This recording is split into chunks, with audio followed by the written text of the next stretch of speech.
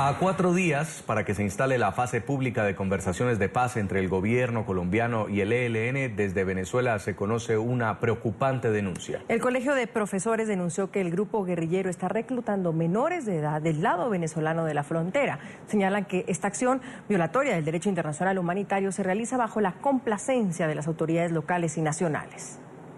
Regalos como este balón de fútbol son el señuelo que estaría utilizando el ELN para reclutar a los niños venezolanos que viven en la zona de frontera con Colombia. 3.000 de ellos habrían sido entregados casa por casa e incluso en centros religiosos. Para cautivarlos y luego reclutarlos por parte del Ejército de Liberación Nacional.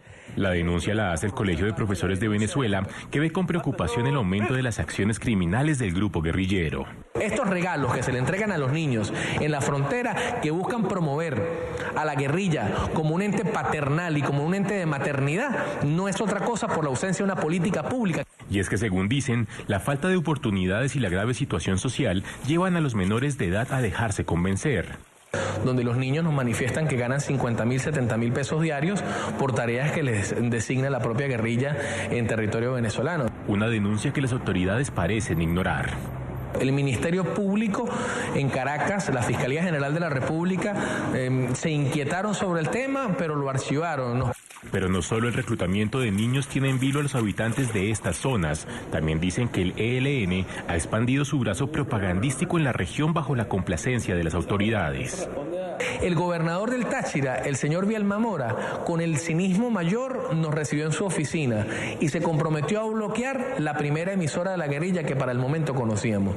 Cosa que nos sorprende que durante sus 4 años de ejercicio en el poder, lo que ha hecho es aumentar el número de frecuencias, ya teniendo 3 emisoras y con el respaldo de él, porque finalmente en su despacho nos decía que no podía hablar muy duro de la guerrilla porque habían amigos del gobierno que protegían y resguardaban la guerrilla. Desde la oposición condenaron los hechos al considerarlos una violación a la soberanía. Señor Nicolás Maduro, ¿de qué manera le pedimos al gobierno colombiano respeto cuando es usted una de las partes que se convierte en complaciente de que se vulnera la soberanía en los espacios fronterizos? A menos de una semana de la instalación de la mesa de negociaciones de paz con el gobierno colombiano, aún no se tiene certeza de cuántos menores de edad conforman las estructuras del ELN. A esta hora saludamos en Venezuela a Javier Tarazona, es el presidente del Colegio de Profesores de Venezuela, capítulo Táchira, y quien está realizando esta grave denuncia. Señor Tarazona, bienvenido al informativo de NTN 24, es un gusto tenerlo. Sí, buenas noches, Jason, y saludar también a Andrea. Agradecer la oportunidad que nos dan para poder hacer visible lo que el régimen en Venezuela pretende silenciar e invisibilizar, como lo es las operaciones cada día más agresivas de los grupos irregulares colombianos. Me refiero al ELN, que opera abiertamente en nuestro territorio, así como también a la disidencia de la FARC, que permea fácilmente nuestra frontera en complicidad con el gobierno venezolano. Señor Tarazona, el punto de esta denuncia es que con regalos, exactamente 3.000, dice la denuncia, estaban tratando de convencer a niños venezolanos para que se sumaran a las filas del grupo guerrillero.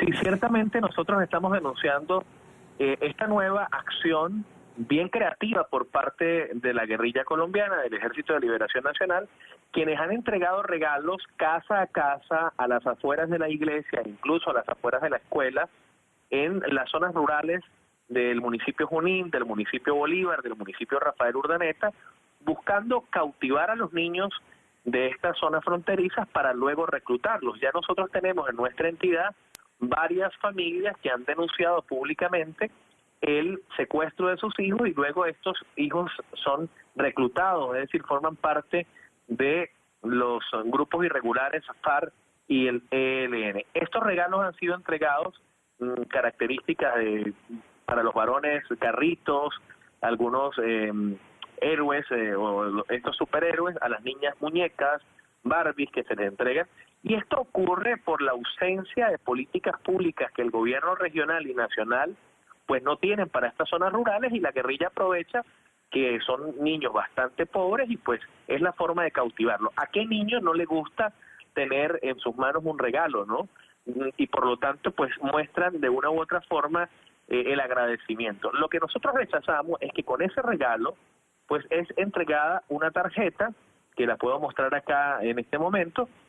Dicha tarjeta pues tiene un contenido que describe poco el fin de esta agrupación irregular, pero también fíjense que en uno de los extremos, pues si ustedes me siguen, en esta parte de la tarjeta aparece una mujer guerrillera amamantando a un niño, situación que nosotros consideramos que la guerrilla se vende como esa figura materna y esa paternidad, es decir, ¿no? Ante la ausencia del gobierno, yo te ayudo, yo soy la justicia social, yo soy la paz, yo soy la libertad.